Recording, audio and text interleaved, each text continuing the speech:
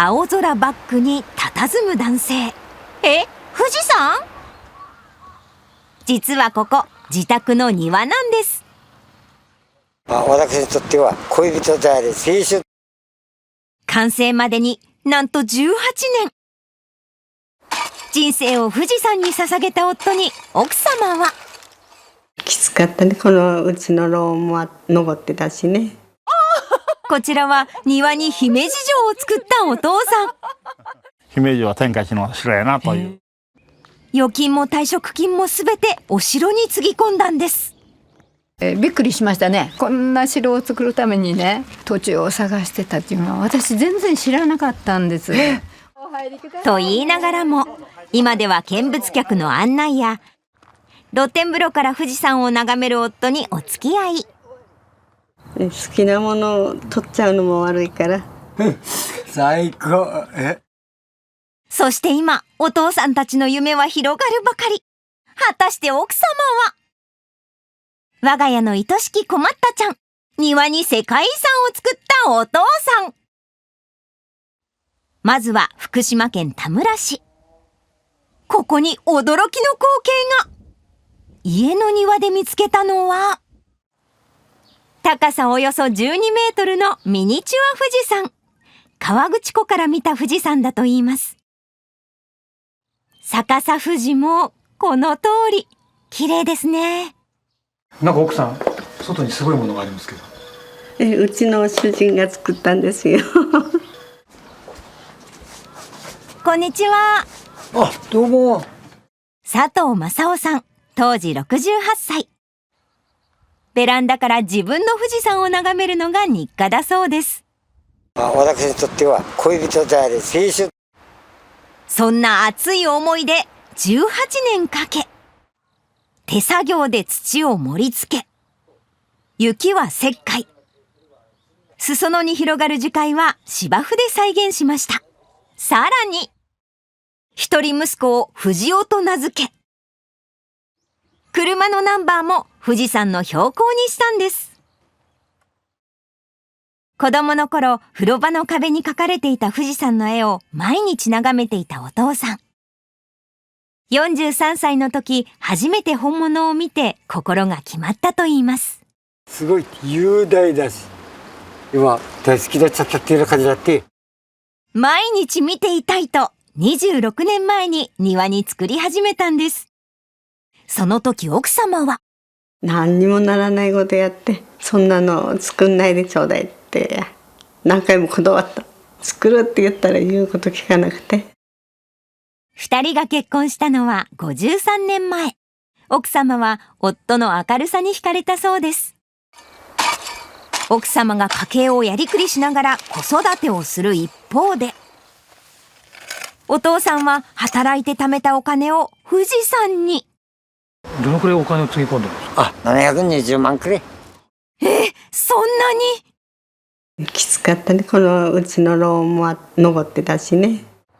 と言いながらも、今ではお父さんの道楽にお付き合い。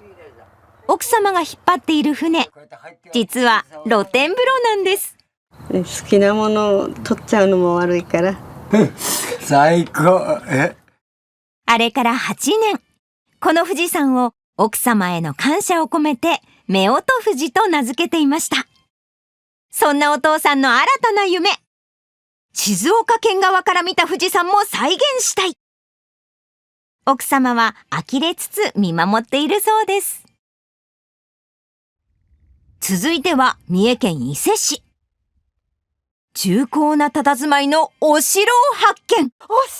でもこれも家の庭です。こんにちは。すごく大きい人に見える庭にお城を作った井村博康さん、当時77歳。これは23分の1サイズのミニチュア姫路城なんです。本物と比べてもよくできています。お城がいろいろある中で、どうして姫路城だったの？デザインですね。がものすごく優れてる。姫路は天下一の城やなという。そんな姫路城はまるでタイムスリップしたみたい。それもそのはず。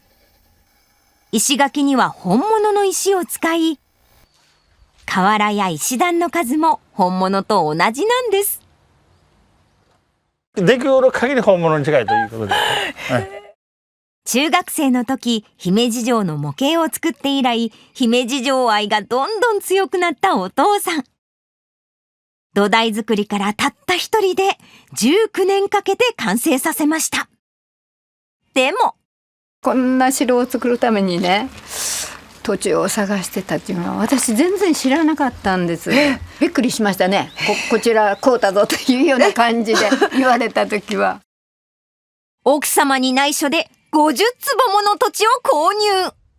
しかも、ご自宅っての大きさってそんな変わらないぐらい。こちらの方が大きいです。こちらの方が大きいです。倍以上ありやね。こちらの方が。ちなみに、お城にかけた費用はおよそ1800万円。その後に建てた自宅はおよそ1500万円。この家を建てる時に、もっと私としてはイメージがあってさ、部屋もちょっとこういろいろと考えてましたけども、それがダメになったの。56年前に結婚した2人。城作りに明け暮れる夫に最初は呆れていた奥様も、熱心な姿を見ているうちにいろいろと応援するように。このシャチホコや飾ってある人形はすべて奥様の手作り。わざわざ陶芸教室に通い作ったそうです。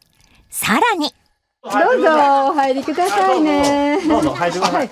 今では訪れる見物客を進んで案内。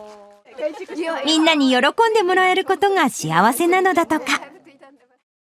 あれから6年。お父さんは今、お城のメンテナンスに力を入れているそう。奥様はできることは手伝いたいと、石垣の掃除などお父さんを支えています。これからも夫婦2人仲良く過ごしてくださいね。